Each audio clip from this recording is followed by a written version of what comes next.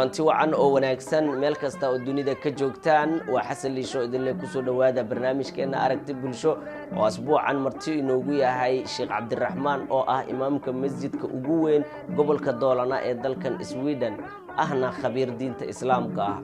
sida aad la socotaan caalamka waxaa ku baahay cudurka dilaaga ah ee coronavirus ama covid-19 waxaana muslimiin fara badan oo ay ka mid yihiin Soomaalidu ay aad uga walwalsan yihiin sida ay u soomi doonaan isla mar ahaantaana ay u gudan doonaan salaadaha sunnada ah ee taraawiixda iyo tahajjudka.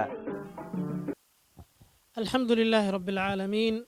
wa bihi nasta'inu ala umuri dunya wad din wa ashhadu an la ilaha illa Allah wahdahu la sharika lahu wa ashhadu anna nabiyyana Muhammadan abdullahi wa rasuluhu.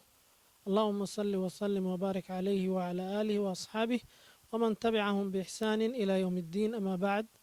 السلام عليكم ورحمة الله وبركاته ولا لا دمان وسلامية ولا ليال waxaa jirtay su'aal iyadana ku saabsanayd ramadaankii maadaama uu soo dhoweeyay maxaa laga yeelayaa haddii marka taasi aan ka jawaabo walaalayaal ramadaanka waxyaabaha la qabto waa laba waxyaabood maalintiisana in la soomo habeenkiina taraawiix in la dukado qiyaamul leyl la dukado صانكي ولا سوميا إلهي سبحانه وتعالى بعد ما نقول جبايه الذين آمنوا كتب عليكم الصيام كما كتب على الذين من قبلكم لعلكم تتقون تذكي إلهي الرمية وحال إذن كوا جبية صان سيد اللو قوا جب كوا إذن كهري حامدونتين إناد الله كعبسي كهشان أو توبر إذن نغضو مركا رمضان كي وواجب أو ولا سوميا قفكي عذر دار مركاسي عن لهين شرعه مركا كاس وحبيس كما بدلين midii taraawiixdii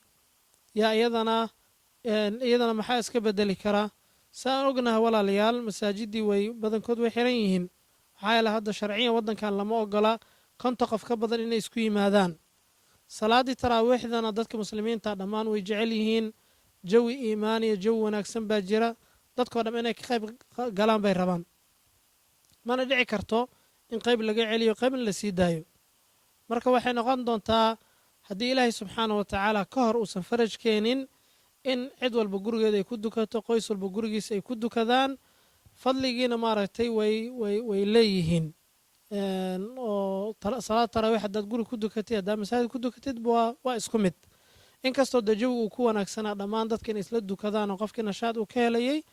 laakiin maadaama ay hadda faradkiiba haddii la diiday oo jimcihiiba aysan suuragelaynin salaada taraawiixdu iyadu waa sunno weeyaan oo waajibba ma ah marka haddii waajibkii meesha uu ka baxay oo la isugu imaan karin sunnadana marka way kasii daran tahay ilaahay subxaana wa tacaala waxaan ka baryayaa in ka horba ilaahay faraj u keeno hadda bishaarooyin baa jira oo la leeyahay cudurka wax yar xawligii uu ku socdo wuu soo yaraanayaa haddii uu kusii socdana waxaa dhici karta in wax laga bedelo marka ilaahay subxaana wa tacala waxaan ka rajaynaynaa fadliga ramadaan ilaahay naxariistiisa inuu noo soo dejiyo oo wax badan maaragtay iska bedelaan sidoo kale walaal waxaan qalbiga ku saban karnaa maaha masaajidka xiran masaajidkan annaga aan joogno kaliya maaha masaajidii islaamka dhan baa maaragtay wada xiran oo macal xaramkii macal wixii oo dhan marka intaasna waan waxaa la yidhaahdaa haddii wixii ay wax guud noqdaan xoogaa way khafiifaan masaajidka runtii inuu xiran yahay taraawiix inaa la dukan waa arrin aad u xanuun badan aad baan maaragtay u jeclayn jawi aad u wanaagsan buu maaragta ahaa laakiin waa